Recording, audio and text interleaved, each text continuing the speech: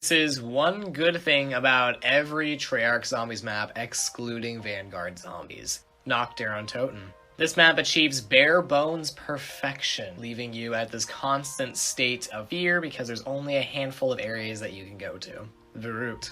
Atmospheric horror at its best. Every inch of this map feels like Treyarch really took in some good care of this map to make it feel scary. Shinonuma. This map introduced the Wonderwaff. I mean, other than that, I couldn't really think of much, but this map introduced the Wonderwaff. Derice. This map introduced Pack-a-Punch, and it definitely has a lot of things going for it as well, like the catwalk and whatnot, but this map introduced Pack-a-Punch, that's what we're going with today.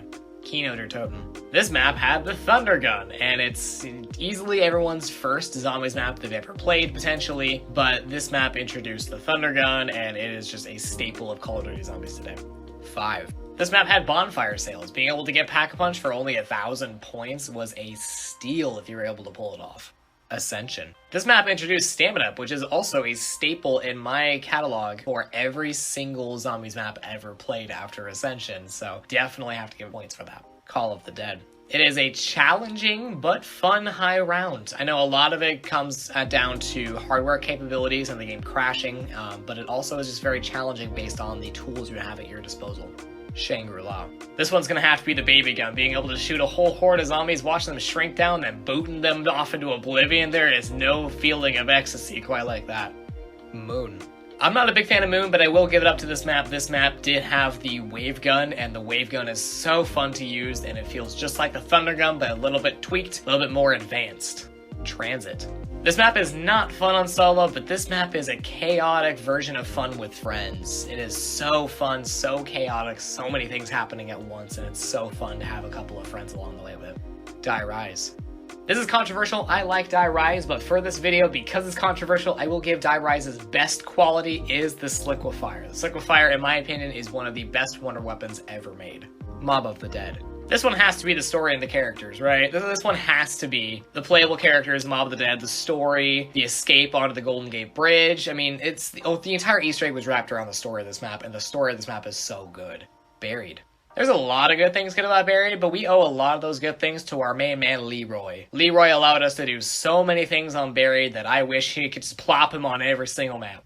Origins. This one has to be the Easter egg. The Easter egg was this monumental quest, this raid-type Easter egg back in the day when it first came out. There was nothing quite like the Origins Easter egg when it first came out. Shadows of Evil. Everything. Just kidding. I have to pick one thing. For me, it's going to be the movement capabilities with Beast Mode and all of the implications that it's had on speedrunning since.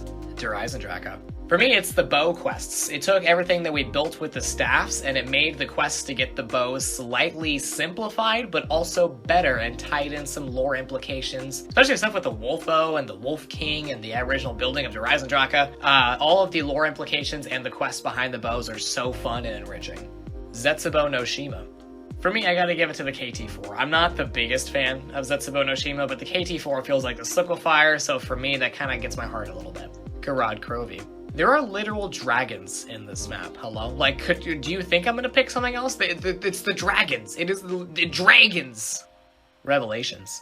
This map was fan service done correctly. We didn't have much fan service throughout Call of Duty Zombies. We had some pieces here and there, don't get me wrong, but we did not get fan service at its core like Revelations. And not only did we get fan service between the reused assets, but the reused assets are in their own unique map layout. It didn't just steal from other maps. It feels like Revelations as a map layout was directed and drawn out, and then they just painted the walls with various Zombies maps of old. It was just done so beautifully. I love Revelations.